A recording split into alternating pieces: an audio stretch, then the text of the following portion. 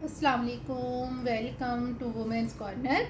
आज हम आपके लिए बहुत ही इजी और सिंपल मैंगो मिल्क शेक की रेसिपी लेकर आए हैं। तो इसके लिए सबसे पहले हमने यहाँ पर क्यूब की सूरत में कट किया हुआ 1 कप हमने मैंगो लिया है। इसको हम ब्लेंडर जार में ऐड करेंगे। अब हम यहाँ पर फ्रेश क्रीम लेंगे, 2 टेबलस्पून हम ये ऐड करेंगे।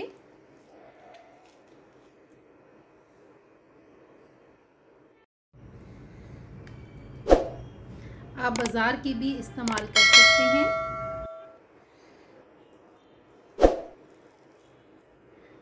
हम यहाँ पर होममेड फ्रेश क्रीम इस्तेमाल कर रहे हैं। 2 टेबलस्पून हमने ऐड कर दी है। अब हम यहाँ पर मिल्क लेंगे, ये हम लेंगे 1 कप, ये भी ऐड कर देंगे। साथ हम यहाँ पर शुगर लेंगे, ये हम लेंगे 1/3 कप, ये भी ऐड कर देंगे। और यहाँ पर अब हम इसे अच्छी तरह से ब्लेंड करेंगे। अच्छी तरह से ब्लेंड करने के बाद अब हम इसे सर्व करेंगे।